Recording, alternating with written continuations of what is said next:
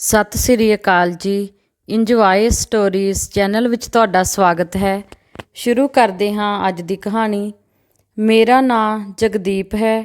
ਮੈਂ ਪੂਰੇ 2 ਦਿਨਾਂ ਤੋਂ ਬੁਖਾਰ ਨਾਲ ਤੜਫ ਰਿਹਾ ਸੀ, ਪਰ ਘਰ ਵਿੱਚ ਕਿਸੇ ਨੂੰ ਵੀ ਵਿਹਲ ਨਹੀਂ ਸੀ ਕਿ ਉਹ ਮੇਰੀ ਦੇਖਭਾਲ ਕਰ ਸਕਣ।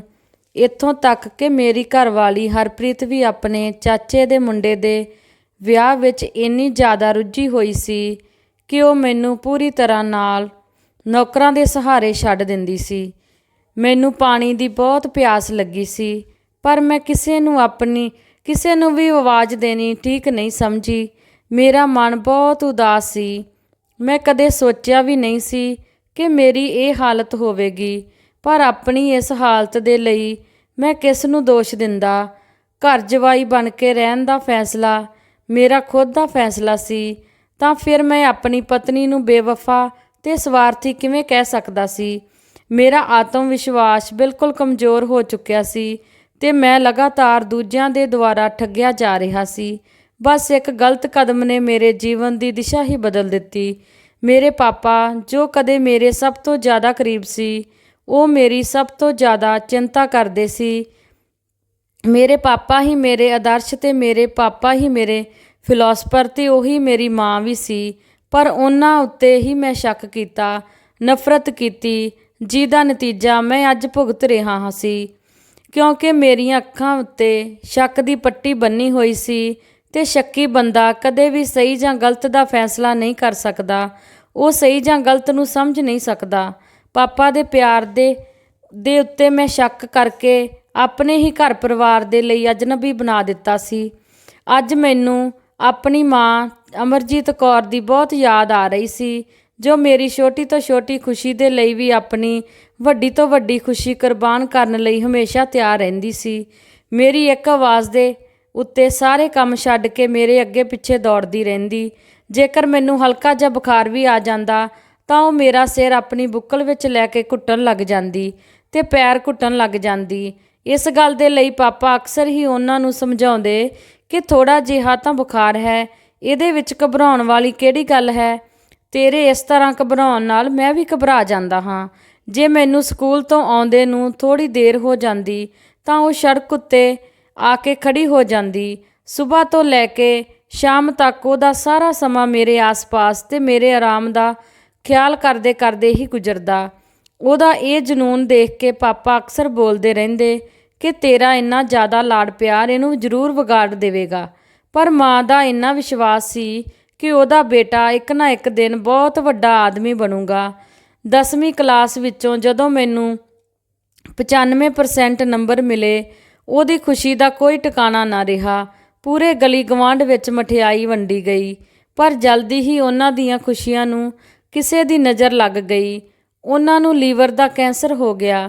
ਜਿਵੇਂ ਹੀ ਉਹਨਾਂ ਨੇ ਡਾਕਟਰ ਨੇ ਦੱਸਿਆ ਕਿ ਇਹਨਾਂ ਦੀ ਉਮਰ ਸਿਰਫ 3 ਮਹੀਨੇ ਹੀ ਰਹਿ ਗਈ ਹੈ, ਤਾਂ ਉਹਨਾਂ ਨੂੰ ਸਭ ਤੋਂ ਜ਼ਿਆਦਾ ਇਹ ਚਿੰਤਾ ਖਾਈ ਜਾ ਰਹੀ ਸੀ ਕਿ ਉਹਨਾਂ ਤੋਂ ਬਾਅਦ ਉਹਨਾਂ ਦੇ ਬੇਟੇ ਦਾ ਉਹਨਾਂ ਵਰਗਾ ਖਿਆਲ ਕੌਣ ਰੱਖੇਗਾ। ਇੱਕ ਗੱਲ ਉਹਨਾਂ ਨੂੰ ਚੰਗੀ ਤਰ੍ਹਾਂ ਸਮਝ ਆ ਗਈ ਸੀ ਕਿ ਉਹਨਾਂ ਦੇ ਜੀਵਨ ਵਿੱਚ ਵਕਤ ਤੇ ਹਾਲਾਤ ਦੋਨੋਂ ਬਦਲ ਗਏ ਸੀ, ਜੋ ਹੁਣ ਉਹਨਾਂ ਦੇ ਵੱਸ ਵਿੱਚ ਨਹੀਂ ਸੀ। ਕਾਫੀ ਸੋਚ ਸਮਝ ਕੇ ਆਪਣੇ ਬਚਪਨ ਦੀ ਸਹੇਲੀ ਤੇ ਦੂਰ ਦੀ ਰਿਸ਼ਤੇਦਾਰੀ ਦੀ ਭੈਣ ਗੁਰਜੀਤ ਨੂੰ ਆਪਣੇ 5 ਸਾਲ ਦੀ ਬੇਟੀ ਜਸਪ੍ਰੀਤ ਦੇ ਨਾਲ ਬੁਲਾਇਆ। ਗੁਰਜੀਤ ਛੋਟੀ ਉਮਰ ਵਿੱਚ ਹੀ ਵਿਧਵਾ ਹੋ ਗਈ ਸੀ ਤੇ ਉਹ ਆਪਣੀ ਬੇਟੀ ਦੇ ਨਾਲ ਕੋਈ ਟਿਕਾਣਾ ਲੱਭ ਰਹੀ ਸੀ। ਹਾਲਾਤ ਇਵੇਂ ਦੇ ਸੀ ਕਿ ਦੋਨਾਂ ਨੂੰ ਇੱਕ ਦੂਸਰੇ ਦੀ, ਇਸ ਲਈ ਦੋਨਾਂ ਦੇ ਵਿੱਚ ਇੱਕ ਬਹੁਤ ਹੀ ਆਪਣੇਪਨ ਵਾਲਾ ਰਿਸ਼ਤਾ ਕਾਇਮ ਹੋ ਗਿਆ ਸੀ। ਮੰਮੀ ਦੀ ਇਹੋ ਜਿਹੀ ਹਾਲਤ ਦੇਖ ਕੇ ਉਹਨਾਂ ਦੇ ਮਾੜੇ ਸਮੇਂ ਵਿੱਚ ਗੁਰਜੀਤ ਮਾਸੀ ਨੇ ਪੂਰੇ ਘਰ ਪਰਿਵਾਰ ਨੂੰ ਚੰਗੀ ਤਰ੍ਹਾਂ ਸੰਭਾਲ ਲਿਆ ਸੀ। ਮੰਮੀ ਨੇ ਵੀ ਮਾਸੀ ਦੀ ਬੇਟੀ ਜਸਪ੍ਰੀਤ ਨੂੰ ਇੱਕ ਵਧੀਆ ਸਕੂਲ ਵਿੱਚ ਐਡਮਿਸ਼ਨ ਦਿਵਾ ਦਿੱਤੀ। ਉਹਦੀ ਸਾਰੀ ਜ਼ਿੰਮੇਵਾਰੀ ਚੱਕ ਲਈ। ਹੌਲੀ ਹੌਲੀ ਦੋਨੋਂ ਮਾਂ ਬੇਟੀ ਸਾਡੇ ਪਰਿਵਾਰ ਦਾ ਹਿੱਸਾ ਬਣ ਗਈਆਂ। ਗੁਰਜੀਤ ਮਾਸੀ ਨੂੰ ਮੇਰਾ ਪੂਰਾ ਖਿਆਲ ਰੱਖਦੇ ਹੋਏ ਦੇਖ ਕੇ ਮੰਮੀ ਨੇ ਉਸ ਟਾਈਮ ਵਾਅਦਾ ਮੰਗਿਆ ਕਿ ਜਦੋਂ ਮੈਂ ਨਾ ਰਹੀ ਤਾਂ ਉਹਦੇ ਬੇਟੇ ਨੂੰ ਛੱਡ ਕੇ ਕਿਤੇ ਨਾ ਜਾਈਂ, ਤਾਂ ਕਿ ਉਹ ਬੇਚਿੰਤ ਹੋ ਕੇ ਇਸ ਦੁਨੀਆ ਨੂੰ ਛੱਡ ਸਕੇ। ਗੁਰਜੀਤ ਮਾਸੀ ਨੇ ਵਾਅਦਾ ਕਰ ਦਿੱਤਾ ਤੇ ਵਾਅਦਾ ਲੈਣ ਤੋਂ ਬਾਅਦ 1 ਮਹੀਨੇ ਦੇ ਬਾਅਦ ਹੀ ਉਹਨਾਂ ਦੀ ਮੌਤ ਹੋ ਗਈ। ਮੰਮੀ ਦੇ ਨਾਂ ਰਹਿਣ ਉੱਤੇ ਗੁਰਜੀਤ ਮਾਸੀ ਨੇ ਆਪਣਾ ਵਾਅਦਾ ਨਿਭਾਇਆ। ਮੇਰੀ ਦੇਖਭਾਲ ਕਰਨ ਦੇ ਨਾਲ ਨਾਲ ਮੈਨੂੰ ਹੌਸਲਾ ਵੀ ਦਿੱਤਾ ਅਤੇ ਮੈਨੂੰ ਮਾਂ ਦੀ ਇੱਛਾ ਪੂਰੀ ਕਰਨ ਦੇ ਲਈ ਪ੍ਰੇਰਿਤ ਵੀ ਕਰਦੀ ਰਹੀ। ਮਾਂ ਦੇ ਜਾਣ ਤੋਂ ਬਾਅਦ ਮੈਂ ਪੂਰੀ ਤਰ੍ਹਾਂ ਟੁੱਟ ਗਿਆ ਸੀ। ਮਾਂ ਨੂੰ ਭੁੱਲਣਾ ਮੇਰੇ ਲਈ ਬਹੁਤ ਸੌਖਾ ਨਹੀਂ ਸੀ। ਉਹ ਮੇਰੀ ਰੂਹ ਨਾਲ ਜੁੜੀ ਹੋਈ ਸੀ। ਫਿਰ ਵੀ ਮੈਂ ਆਪਣਾ ਪੂਰਾ ਧਿਆਨ ਅਤੇ ਸ਼ਕਤੀ ਮੇਰੀ ਪੜ੍ਹਾਈ ਵਿੱਚ ਲਗਾ ਦਿੱਤੀ, ਕਿਉਂਕਿ ਮੈਂ ਆਪਣੀ ਮਾਂ ਦੀ ਇੱਛਾ ਜੋ ਪੂਰੀ ਕਰਨੀ ਸੀ ਉਹਦੀ ਮਿਹਨਤ ਰੰਗ ਲਿਆਈ ਅਤੇ ਮੇਰਾ ਐਡਮਿਸ਼ਨ IIT ਕੋਟਕਪੂਰਾ ਵਿੱਚ ਹੋ ਗਿਆ। ਕੋਟਕਪੂਰਾ ਜਾ ਕੇ ਮੈਂ ਪੜ੍ਹਾਈ ਵਿੱਚ ਬਿਲਕੁਲ ਮਗਨ ਹੋ ਗਿਆ ਅਤੇ ਘੱਟ ਹੀ ਘਰ ਜਾਂਦਾ। ਘਰ ਜਾਂਦੇ ਹੀ ਮੈਨੂੰ ਮਾਂ ਦੀ ਯਾਦ ਆਉਣ ਲੱਗ ਜਾਂਦੀ ਸੀ। ਮੈਨੂੰ ਸਮਝ ਨਹੀਂ ਆਉਂਦੀ ਸੀ ਕਿ ਰੱਬ ਨੇ ਮੇਰੀ ਮਾਂ ਦਾ ਜੀਵਨ ਇੰਨਾ ਥੋੜ੍ਹਾ ਕਿਉਂ ਲਿਖਿਆ ਅਤੇ ਅੱਧ ਵਿਚਕਾਰ ਹੀ ਕਿਉਂ ਉਹ ਸਾਨੂੰ ਛੱਡ ਕੇ ਚਲੀ ਗਈ। ਸਾਡੇ ਨਾਲ ਬਹੁਤ ਧੱਕਾ ਕੀਤਾ ਸੀ ਰੱਬ ਨੇ। ਪਿੰਡ ਤੋਂ ਦਾਦੀ ਆ ਗਈ ਸੀ ਮੇਰੇ ਪਾਪਾ ਦੀ ਦੇਖਭਾਲ ਕਰਨ ਦੇ ਲਈ, ਪਰ ਮਾਂ ਦੀ ਮੌਤ ਨੇ ਪਾਪਾ ਨੂੰ ਵੀ ਮਾਨਸਿਕ ਰੂਪ ਨਾਲ ਬਹੁਤ ਬੁਰੀ ਤਰ੍ਹਾਂ ਤੋੜ ਦਿੱਤਾ ਸੀ। ਫਿਰ ਵੀ ਉਹ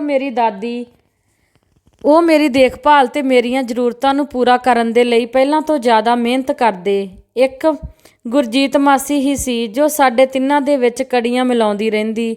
ਜਦੋਂ ਮੈਂ ਇੰਜੀਨੀਅਰਿੰਗ ਦੇ ਫਾਈਨਲ ਈਅਰ ਵਿੱਚ ਸੀ ਤਾਂ ਬਠਿੰਡੇ ਵਿੱਚ ਰਹਿਣ ਵਾਲੇ ਇੱਕ ਦੋਸਤ ਨੇ ਮੈਨੂੰ ਦੱਸਿਆ ਕਿ ਮੇਰੇ ਪਾਪਾ ਨੇ ਗੁਰਜੀਤ ਮਾਸੀ ਨਾਲ ਵਿਆਹ ਕਰਵਾ ਲਿਆ ਹੈ। ਇਹ ਸੁਣ ਕੇ ਮੈਨੂੰ ਬਹੁਤ ਦੁੱਖ ਲੱਗਿਆ ਅਤੇ ਪਾਪਾ ਤੋਂ ਨਫ਼ਰਤ ਵੀ ਹੋਈ।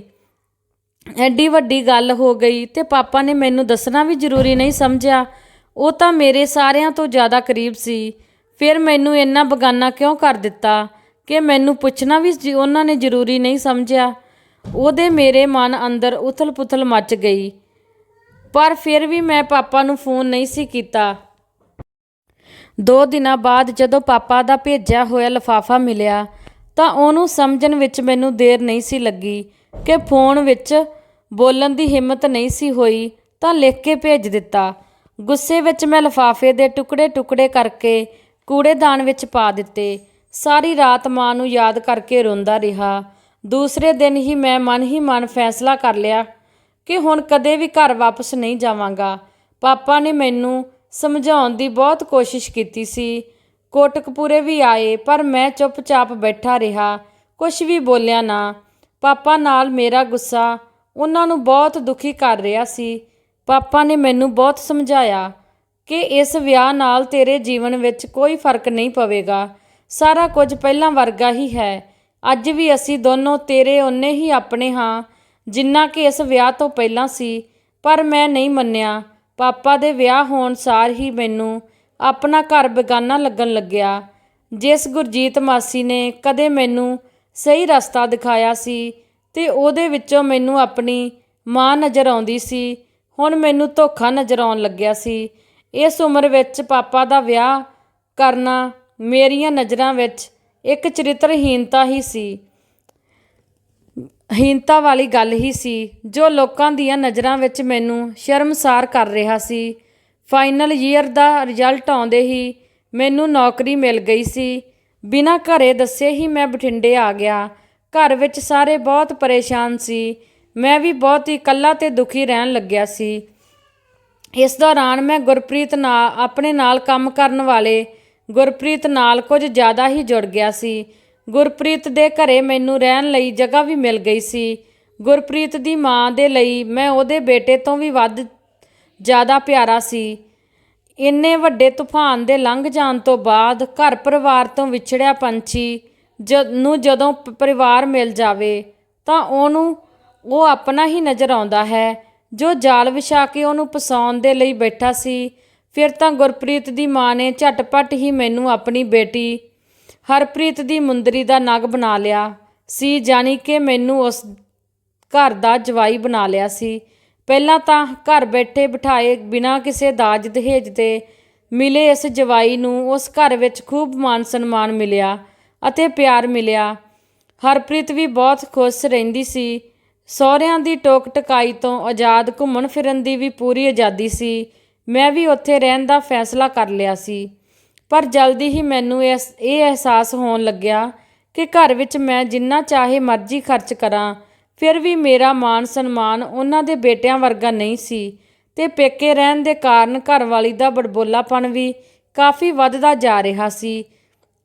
ਮੇਰੀ ਦੇਖਭਾਲ ਤੇ ਖਿਆਲ ਰੱਖਣ ਦੀ ਬਜਾਏ ਉਹਨੂੰ ਆਪਣੇ ਸੱਜਣ ਸਵਰਨ ਤੇ ਸ਼ਾਪਿੰਗ ਕਰਨ ਵਿੱਚ ਹੀ ਖੁਸ਼ੀ ਮਿਲਦੀ ਸੀ। ਦਿਨੋਂ ਦਿਨ ਉਹਦੀਆਂ ਮੌਜ ਮਸਤੀਆਂ ਵੱਧਦੀਆਂ ਜਾ ਰਹੀਆਂ ਸੀ। ਨਵੇਂ ਮਾਡਰਨ ਵੈਸਟਰਨ ਕੱਪੜੇ ਪਾਉਣ ਲੱਗ ਪਈ ਸੀ। ਉਹਦਾ ਜ਼ਿਆਦਾ ਧਿਆਨ ਇਹਨਾਂ ਚੀਜ਼ਾਂ ਵਿੱਚ ਹੀ ਰਹਿੰਦਾ ਸੀ। ਘਰ ਵਾਲਾ ਤਾਂ ਸਿਰਫ ਉਹਦੇ ਲਈ ਇੱਕ ਪੈਸਾ ਕਮਾਉਣ ਵਾਲੀ ਮਸ਼ੀਨ ਸੀ।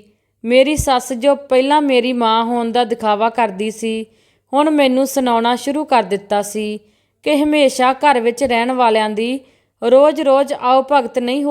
ਮੈਂ ਮਨ ਹੀ ਮਨ ਬਹੁਤ ਪਰੇਸ਼ਾਨ ਰਹਿਣ ਲੱਗਿਆ। ਮੈਨੂੰ ਉਸ ਪਿਆਰ ਦੀ ਤਲਾਸ਼ ਸੀ ਜੋ ਮੈਨੂੰ ਉਹਦੇ ਮਾਂ-ਪਾਪਾ ਕਦੇ ਕਰਦੇ ਸੀ। ਹੌਲੀ-ਹੌਲੀ ਸਾਰਿਆਂ ਦੇ ਦਿਲ ਵਿੱਚ ਮੇਰੇ ਲਈ ਪਿਆਰ ਘਟਣ ਲੱਗ ਗਿਆ। ਹੁਣ ਤਾਂ ਹਾਲਤ ਇਹੋ ਜਿਹੀ ਹੋ ਗਈ ਸੀ ਕਿ ਬਿਮਾਰ ਹੋਣ ਉੱਤੇ ਵੀ ਕਿਸੇ ਦੇ ਕੋਲ ਟਾਈਮ ਹੀ ਨਹੀਂ ਸੀ ਕਿ ਮੇਰੀ ਦੇਖਭਾਲ ਕਰ ਸਕਣ। ਮੈਨੂੰ ਲੱਗਣ ਲੱਗਿਆ ਕਿ ਮੈਂ ਆਪਣੇ ਪੈਰਾਂ ਉੱਤੇ ਆਪ ਹੀ ਕੁਹਾੜੀ ਮਾਰ ਲਈ ਹੈ। ਫਿਰ ਮੈਂ ਆਪਣੀ ਘਰਵਾਲੀ ਦੀ ਆਵਾਜ਼ ਸੁਣੀ। ਉਹ ਨੌਕਰ ਨੂੰ ਕਹਿ ਰਹੀ ਸੀ ਕਿ ਸਾਹਬ ਉੱਠੇ ਤਾਂ ਉਹਨੂੰ ਪੁੱਛ ਕੇ ਦਵਾਈ ਤੇ ਖਾਣਾ ਖਵਾ ਦਿਓ, ਮੈਨੂੰ ਆਉਣ ਵਿੱਚ ਥੋੜ੍ਹੀ ਦੇਰ ਹੋ ਜਾਵੇਗੀ। ਉਹਦੇ ਜਾਣ ਤੋਂ ਬਾਅਦ ਹੀ ਮੈਂ ਉੱਠ ਕੇ ਬੈਠ ਗਿਆ। ਘਰ ਵਿੱਚ ਸਿਰਫ ਮੈਂ ਤੇ ਨੌਕਰ ਹੀ ਸੀ। ਅਚਾਨਕ ਮੇਰੇ ਮਨ ਵਿੱਚ ਆਪਣੇ ਪਾਪਾ ਤੇ ਗੁਰਜੀਤ ਮਾਸੀ ਦਾ ਖਿਆਲ ਆਇਆ ਤੇ ਉਹਨਾਂ ਨੂੰ ਯਾਦ ਕਰਨ ਲੱਗਾ। ਉਹਨਾਂ ਦੇ ਪਿਆਰ ਨੂੰ ਯਾਦ ਕਰਕੇ ਮੇਰਾ ਮਨ ਭਰ ਆਇਆ। ਕੁਝ ਕੱਪੜੇ ਬੈਗ ਵਿੱਚ ਪਾ ਕੇ ਡਰਾਈਵਰ ਨੂੰ ਗੱਡੀ ਕੱਢਣ ਦੇ ਲਈ ਕਿਹਾ। ਹੁਣ ਹੋਰ ਅਪਮਾਨ ਮੇਰੇ ਤੋਂ ਝੱਲਿਆ ਨਹੀਂ ਸੀ ਜਾ ਰਿਹਾ। ਆਫਿਸ 'ਚੋਂ ਪੂਰੇ 1 ਮਹੀਨੇ ਦੀ ਛੁੱਟੀ ਲੈ ਲਈ ਸੀ। ਉਸੇ ਸਮੇਂ ਮੈਂ ਆਪਣੇ ਪਿੰਡ ਦੇ ਲਈ ਰਵਾਨਾ ਹੋ ਗਿਆ। ਪੂਰੀ ਰਾਤ ਸਫ਼ਰ ਕਰਨ ਤੋਂ ਬਾਅਦ ਸੁਬਾਹ ਮੈਂ ਪਿੰਡ ਪਹੁੰਚ ਗਿਆ। ਉੱਥੇ ਪਹੁੰਚਦੇ ਹੀ ਮੈਨੂੰ ਇੰਜ ਲੱਗਿਆ ਜਿਵੇਂ ਉੱਥੋਂ ਦਾ ਕਣ-ਕਣ ਮੈਨੂੰ ਬੁਲਾ ਰਿਹਾ ਹੋਵੇ। ਉੱਥੋਂ ਦੀ ਧਰਤੀ, ਆਕਾਸ਼ ਤੇ ਹਵਾ ਵਿੱਚ ਪਤਾ ਨਹੀਂ ਇਹੋ ਜਿਹੀ ਪਿਆਰ ਤੇ ਮਿਠਾਸ ਵਾਲੀ ਚੀਜ਼ ਸੀ ਕਿ ਮੇਰੇ ਸਾਰੇ ਦੁੱਖ ਤੇ ਦਰਦ, ਬਿਮਾਰੀਆਂ ਉੱਥੇ ਜਾਣ ਸਾਰ ਹੀ ਠੀਕ ਹੋ ਗਈਆਂ। ਜਿਵੇਂ ਹੀ ਕਾਰ ਆ ਕੇ ਮੇਰੇ ਘਰ ਦੇ ਗੇਟ ਦੇ ਸਾਹਮਣੇ ਰੁਕੀ, ਮੇਰਾ ਉਹੀ ਪੁਰਾਣਾ ਘਰ ਦੇਖ ਕੇ ਮੈਨੂੰ ਕਿੰਨੀ ਸ਼ਾਂਤੀ ਮਿਲ ਰਹੀ ਸੀ, ਉਹ ਮੈਂ ਦੱਸ ਵੀ ਨਹੀਂ ਸਕਦਾ। ਘਰ ਨੂੰ ਦੇਖ ਕੇ ਮੇਰੀਆਂ ਅੱਖਾਂ ਭਰ ਆਈਆਂ। ਗੇਟ ਖੋਲ੍ਹ ਕੇ ਅੰਦਰ ਗਿਆ ਤਾਂ ਸਾਹਮਣੇ ਹੀ ਵਿਹੜੇ ਵਿੱਚ ਬੈਠੀ ਗੁਰਜੀਤ ਮਾਸੀ ਚੌਲਾਂ ਨੂੰ ਛੱਟ ਰਹੀ ਸੀ। ਪਹਿਲਾਂ ਦੇ ਵਾਂਗੂ ਹੀ ਆਪਣੇ ਕੰਮ ਵਿੱਚ ਮਗਨ। ਉਹਨਾਂ ਨੂੰ ਪਤਾ ਹੀ ਨਹੀਂ ਲੱਗਿਆ ਕਿ ਕਦੋਂ ਉਹਨਾਂ ਦੇ ਕੋਲ ਮੈਂ ਜਾ ਕੇ ਖੜਾ ਹੋ ਗਿਆ। ਜਿਵੇਂ ਹੀ ਮੈਂ ਝੁੱਕ ਕੇ ਮਾਸੀ ਦੇ ਪੈਰੀਂ ਹੱਥ ਲਗਾਏ ਤਾਂ ਉਹ ਹੈਰਾਨ ਹੋ ਕੇ ਦੇਖਣ ਲੱਗੀ ਤਾਂ ਸਾਹਮਣੇ ਮੈਨੂੰ ਦੇਖ ਕੇ ਥੋੜ੍ਹੀ ਦੇਰ ਤੱਕ ਮੈਨੂੰ ਟਿਕੀ ਲਗਾ ਕੇ ਹੀ ਦੇਖਦੀ ਰਹੀ। ਫਿਰ ਉਹਨੇ ਖਿੱਚ ਕੇ ਮੈਨੂੰ ਆਪਣੇ ਸੀਨੇ ਨਾਲ ਲਗਾ ਲਿਆ ਤੇ ਉੱਚੀ ਰੋਣ ਲੱਗ ਪਈ। ਸਾਡੀਆਂ ਦੋਨਾਂ ਦੀਆਂ ਆਵਾਜ਼ਾਂ ਸੁਣ ਕੇ ਪਾਪਾ ਵੀ ਬਾਹਰ ਆ ਗਏ। ਮੈਨੂੰ ਦੇਖ ਕੇ ਉਹਨਾਂ ਦੀਆਂ ਅੱਖਾਂ ਵਿੱਚੋਂ ਵੀ ਹੰਝੂ ਆਉਣ ਲੱਗ ਪਏ ਤੇ ਮੈਨੂੰ ਘਰ ਦੇ ਅੰਦਰ ਲੈ ਗਏ ਤੇ ਮੇਰੇ ਮੋਢੇ ਨੂੰ ਥਪਥਪਾਉਂਦੇ ਹੋਏ ਕੋਲ ਆ ਕੇ ਬੈਠ ਗਏ। ਮੈਨੂੰ ਲੱਗਿਆ ਕਿ ਆਪਣੇ ਤਾਂ ਇੰਜ ਹੁੰਦੇ ਨੇ ਜਿਨ੍ਹਾਂ ਨੂੰ ਆਪਣੇ ਮਾਣ ਸਨਮਾਨ ਤੋਂ ਜ਼ਿਆਦਾ ਆਪਣਿਆਂ ਦੀ ਚਿੰਤਾ ਹੁੰਦੀ ਹੈ, ਜਿਨ੍ਹਾਂ ਨੂੰ ਆਪਣੇ ਰਿਸ਼ਤੇ ਤੋੜਨ ਦੇ ਬਦਲੇ ਝੁਕਣਾ ਪਸੰਦ ਹੁੰਦਾ ਹੈ। ਸਾਲਾਂ ਤੋਂ ਬਾਅਦ ਇੰਨਾ ਪਿਆਰ ਤੇ ਆਪਣਾਪਣ ਪਾ ਕੇ ਮੈਨੂੰ ਬਹੁਤ ਖੁਸ਼ੀ ਹੋ ਰਹੀ ਸੀ। ਘਰੇ ਆ ਕੇ ਮੈਨੂੰ ਬਹੁਤ ਜ਼ਿਆਦਾ ਸ਼ਾਂਤੀ ਤੇ ਸਕੂਨ ਮਿਲ ਗਿਆ ਸੀ। ਜ਼ਿੰਦਗੀ ਵਿੱਚ ਮਿਲੇ ਅਪਮਾਨ ਤੇ ਠੋਕਰਾਂ ਤੇ ਬਗਾਨੇਪਨ ਨੇ ਮੈਨੂੰ ਆਪਣਿਆਂ ਦਾ ਮਹੱਤਵ ਸਮਝਾ ਦਿੱਤਾ ਸੀ। ਇੱਕ ਦਿਨ ਜਿਸ ਘਰ ਤੋਂ ਮੈਂ ਦੂਰ ਗਿਆ ਸੀ, ਅੱਜ ਉਹੀ ਘਰ ਮੈਨੂੰ ਪਿਆਰ ਦਾ ਸਾਗਰ ਨਜ਼ਰ ਆ ਰਿਹਾ ਸੀ। ਰਾਤ ਨੂੰ ਖਾਣਾ ਖਾਣ ਤੋਂ ਬਾਅਦ ਮਾਸੀ ਨੇ ਮੇਰਾ ਬਿਸਤਰਾ ਉਸੇ ਕਮਰੇ ਵਿੱਚ ਵਿਛਾ ਦਿੱਤਾ ਤੇ ਉਹੀ ਸਾਰਾ ਕੰਮ ਖਤਮ ਕਰਕੇ ਮੇਰੇ ਸਿਰਹਾਣੇ ਆ ਕੇ ਬੈਠ ਗਈ। ਪਹਿਲਾਂ ਵਾਂਗੂ ਹੀ ਮੇਰੇ ਵਾਲਾਂ ਵਿੱਚ ਹੱਥ ਫੇਰਦੀ ਹੋਈ ਬੋਲੀ, ਮੈਂ ਜਾਣਦੀ ਹਾਂ ਮੈਂ ਤੇਰੀ ਗੁਨਾਹਗਾਰ ਹਾਂ, ਪਰ ਤੂੰ ਮੇਰਾ ਵਿਸ਼ਵਾਸ ਕਰ, ਇਹ ਵਿਆਹ ਅਸੀਂ ਮਜਬੂਰੀ ਵਿੱਚ ਕਰਿਆ ਹੈ। ਤੇਰੀ ਮਾਂ ਦੇ ਗੁਜ਼ਰ ਜਾਣ ਤੋਂ ਬਾਅਦ ਆਂਢ ਗੁਆਂਢ ਦੇ ਲੋਕਾਂ ਨੇ ਗੱਲਾਂ ਬਾਤਾਂ ਕਰਨੀਆਂ ਸ਼ੁਰੂ ਕਰ ਦਿੱਤੀਆਂ। ਸਾਡਾ ਜੀਣਾ ਦੁੱਭਰ ਕਰ ਦਿੱਤਾ ਸੀ। ਸ਼ਰੇਆਮ ਲੋਕ ਸਾਨੂੰ ਬਦਨਾਮ ਕਰ ਰਹੇ ਸੀ ਤੇ ਜਸਪ੍ਰੀਤ ਨੂੰ ਵੀ ਲੋਕੀ ਤਾਨੇ ਤੇ ਲਾਂਭੇ ਦੇਣ ਲੱਗੇ ਕਿ ਉਹ ਵੀ ਪਰੇਸ਼ਾਨ ਰਹਿਣ ਲੱਗ ਪਈ ਸੀ। ਸਾਡੀ ਸਮਝ ਵਿੱਚ ਨਹੀਂ ਸੀ ਆ ਰਿਹਾ ਕਿ ਹੁਣ ਕੀ ਕਰੀਏ। ਅਸੀਂ ਦੋਵੇਂ ਮਾਂ ਬੇਟੀ ਇਸ ਘਰ ਵਿੱਚ ਪੂਰੀ ਤਰ੍ਹਾਂ ਸੁਰੱਖਿਅਤ ਸੀ। ਤੇਰੇ ਪਾਪਾ ਦੇ ਲਈ ਵੀ ਆਪਣਾ ਘਰ ਅਤੇ ਨੌਕਰੀ ਦੋਨੋਂ ਇਸ ਉਮਰ ਵਿੱਚ ਸੰਭਾਲਣਾ ਮੁਸ਼ਕਿਲ ਸੀ। ਇਸ ਲਈ ਅਸੀਂ ਦੋਨਾਂ ਨੇ ਵਿਆਹ ਕਰਨ ਦਾ ਫੈਸਲਾ ਕਰ ਲਿਆ। ਸਾਡੇ ਇਸ ਫੈਸਲੇ ਨੂੰ ਤੂੰ ਸਮਝ ਨਹੀਂ ਸਕਿਆ ਤੇ ਘਰ ਛੱਡ ਕੇ ਚਲਾ ਗਿਆ। ਉਦੋਂ ਤੋਂ ਹੀ ਮੈਂ ਤੇਰਾ ਇੰਤਜ਼ਾਰ ਕਰ ਰਹੀ ਸੀ। ਜੇ ਤੂੰ ਨਹੀਂ ਚਾਹਵੇਂਗਾ ਤਾਂ ਮੈਂ ਜਿੰਨੀਆਂ ਵੀ ਕਠਿਨਾਈਆਂ ਮੁਸ਼ਕਲਾਂ ਝੱਲਣੀਆਂ ਪੈਣ ਮੈਨੂੰ, ਮੈਂ ਇਸ ਘਰ ਵਿੱਚ ਨਹੀਂ ਰਵਾਂਗੀ। ਜਸਪ੍ਰੀਤ ਨੂੰ ਵੀ ਆਪਣੇ ਨਾਲ ਲੈ ਜਾਵਾਂਗੀ ਤੇ ਇਸ ਘਰ ਨੂੰ ਹਮੇਸ਼ਾ ਹਮੇਸ਼ਾ ਲਈ ਛੱਡ ਕੇ ਚਲੀ ਜਾਵਾਂਗੀ। ਪਰ ਹੁਣ ਮੈਂ ਤੈਨੂੰ ਇਸ ਘਰ ਵਿੱਚੋਂ ਜਾਣ ਨਹੀਂ ਦੇਵਾਂਗੀ।